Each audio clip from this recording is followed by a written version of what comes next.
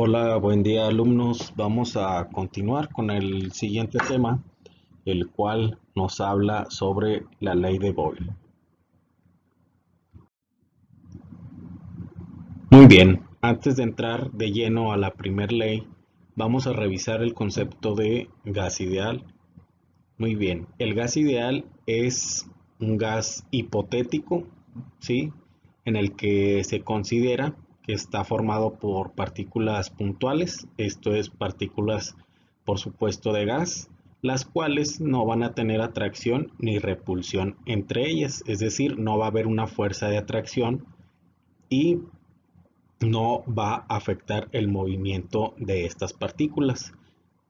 Los choques entre las partículas de gas van a ser perfectamente elásticos. ¿Qué quiere decir esto? Que van a conservar el momento, es decir, la cantidad de energía que produce su movimiento, la energía cinética. En la realidad, bueno, los gases que se aproximan más al comportamiento de un gas ideal son los gases monoatómicos, es decir, aquellos que están formados por un solo átomo. Y solamente se puede lograr esto en condiciones de baja presión.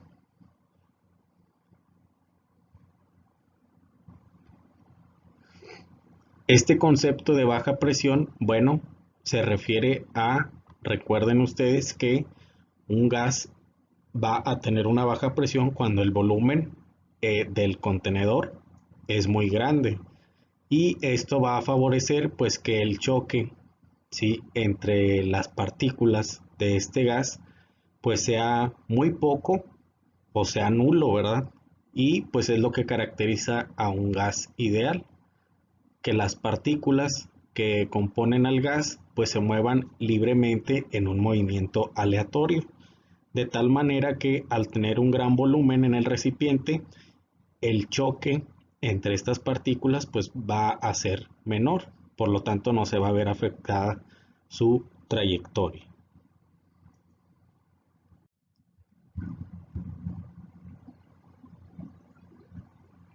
Muy bien, los principios fundamentales de la teoría cinética que nos van a ayudar a comprender de mejor manera la ley de Robert Boyle, ¿sí? El volumen del gas es proporcional al número de moles. Por supuesto que entre mayor número de moles de partículas de gas, el volumen que va a ocupar pues va a ser mayor.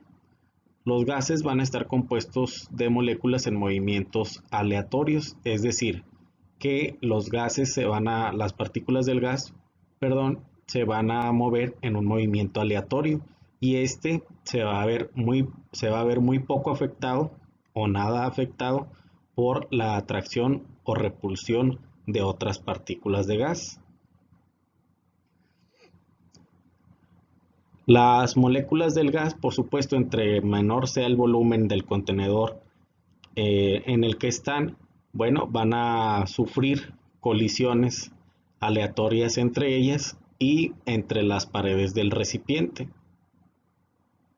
Recuerden que el movimiento que presenten estas partículas no se debe de ver afectado por la atracción o repulsión entre ellas.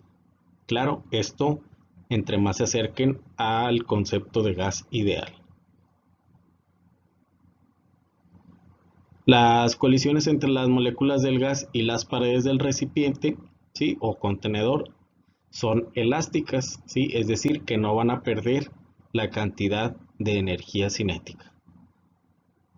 Y por supuesto el gas se va a encontrar en un equilibrio térmico con las paredes del envase, es decir, que a la temperatura que presente el contenedor en determinado momento va a llegar a un equilibrio con la temperatura de las partículas del gas que contiene.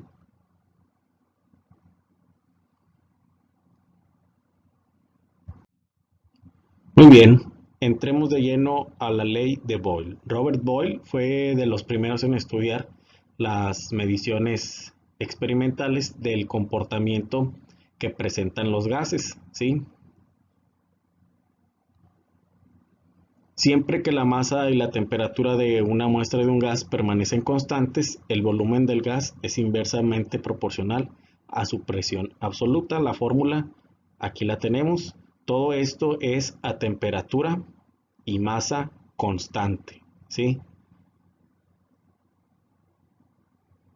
Muy bien, vamos a ver las partes de la ecuación de Boyle, ¿sí? De Robert Boyle. La presión 1 sería la presión inicial, ¿sí? El volumen 1 sería el volumen inicial. Presión 2 sería obviamente la presión final y volumen 2 sería el volumen final. Recuerden que esto es siempre a una masa y una temperatura constante. Entonces, en los problemas que veamos siempre nos vamos a encontrar, ¿sí?, con que la temperatura es constante. Muy bien, vamos a ver un primer ejemplo. El problema nos dice lo siguiente. Tenemos 4 litros de un gas que están a 600 milímetros de mercurio de presión. ¿Cuál será el nuevo volumen si aumentamos la presión hasta 800 milímetros de mercurio? Muy bien. Recuerden la ecuación de Robert Boyle, ¿sí? Aquí nos están manejando un volumen, ¿verdad? 4 litros de un gas, no nos especifican qué gas. Nos están manejando presión, 600 milímetros de mercurio. Y nos manejan una segunda presión, la cual es de 800 milímetros de mercurio, y nos piden encontrar el nuevo volumen, ¿sí? Muy bien, entonces, ¿qué datos tenemos? La presión 1 sería 600 milímetros de mercurio de presión.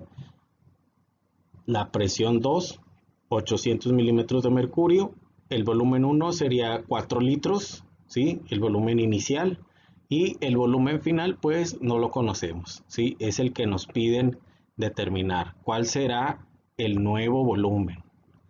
Muy bien, por supuesto que vamos a utilizar la ecuación de la ley de Boyle, ¿sí? Vamos a sustituir los valores en la ecuación. Recuerden que la ecuación nos dice que es presión 1 por volumen 1 es igual a presión 2 por volumen 2.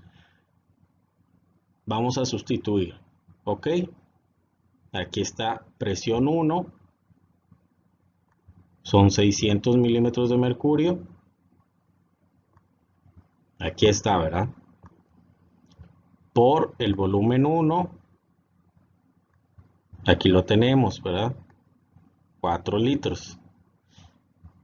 Es igual a presión 2, aquí está, presión 2, ¿ok? Aquí ya la tenemos. Por el volumen 2. El volumen 2, pues no lo tenemos, ¿verdad? Sí, es el que estamos buscando. Aquí está. Claro, pues no lo podemos sustituir. Muy bien. El paso número 2, realizar el despeje. Muy bien. Es muy fácil realizar el despeje. Yo sé que es uno de los puntos en el que en ocasiones se les puede complicar. Es muy sencillo, ¿sí? Realizar el despeje. ¿Qué quiere decir despeje? Vamos a limpiar la zona, ¿verdad? ¿Qué es lo que queremos nosotros obtener? El volumen 2, ¿ok? Les voy a poner un ejemplo muy sencillo, el cual, bueno, dice lo siguiente: si ustedes, su mamá les pide despejar la sala, pues no sacan la sala de su lugar, ¿verdad? ¿Qué es lo que van a limpiar? Pues todo lo demás, ¿verdad? Todo lo que está estorbando, todo lo que está causando ahí problema, ¿sí? Es lo mismo que vamos a hacer aquí. Vamos a realizar el despeje, vamos a despejar volumen 2. No vamos a mover el volumen 2 de su lugar. ¿Qué es lo que vamos a mover? Esto, ¿verdad? ¿Sí? ¿Qué operación está haciendo en cuanto al volumen 2? Pues una multiplicación, ¿verdad? Lo vamos a mandar del otro lado con la operación contraria. ¿Cuál es la operación contraria? División, ¿verdad? Nos va a quedar de la siguiente manera. ¿Sí? Ahí está. Si se fijan, esto de arriba no lo movimos. ¿Sí? Mandamos 800 milímetros de mercurio hacia el otro lado para que le dividiera. Aquí está, ¿verdad? Aquí lo tenemos. Se realizó el despeje. Muy bien. Si tienen dudas, estoy en línea de todas maneras. Vamos a hacer la operación. Primero hago lo de arriba, ¿verdad? 600 por 4. Vamos a ver a cuánto me sale. 2400 entre 800. ¿Sí? Ya multipliqué 600 por 4. 2400. Ok. Entre 800. ¿Cuánto me sale? 3. 3 litros, ¿verdad? Esa sería la respuesta. Vamos a ver un segundo problema. Se tiene un volumen de 400 centímetros cúbicos de oxígeno a una presión de 380 milímetros de mercurio. ¿Qué volumen ocupará a una presión de 760 milímetros de mercurio si la temperatura permanece constante? Bueno, ¿qué hay de diferente con respecto al problema anterior? Bueno, que aquí nos manejan centímetros cúbicos. Bueno, la respuesta, por supuesto, nos debe de dar en centímetros cúbicos. Siempre hay que utilizar o tener cuidado de utilizar las mismas unidades. En este caso, la presión, ambas están en milímetros de mercurio, no tenemos problema, ¿verdad? Y las unidades que vamos a utilizar para el volumen serían centímetros cúbicos. Hacemos todo de manera normal, ¿ok? Vamos a ver, ¿qué datos tenemos? Presión 1, 380 milímetros de mercurio. Presión 2, 760, ¿verdad? Hay que fijarnos bien. Nos dice qué volumen ocupará. Ok, nos hablan de una presión final, ¿verdad? Volumen 1 nos dice que inicialmente teníamos 400 centímetros cúbicos y el volumen 2 pues no lo tenemos, hay que obtenerlo. Sustituimos los valores, ¿sí? Presión 1, volumen 1, donde vaya cada uno. Tenemos esto, ¿ok? Aquí está la presión 1, 380. El volumen 1, 400. La presión 2, 760. Y el volumen 2, el cual todavía no tenemos. Ok, vamos a despejar, ¿verdad? Hay que realizar el despeje. El volumen 2 no lo voy a mover. El 760 lo mando hacia el otro lado, ¿verdad? Lo mando aquí. 760, ¿sí? Me va a quedar algo así.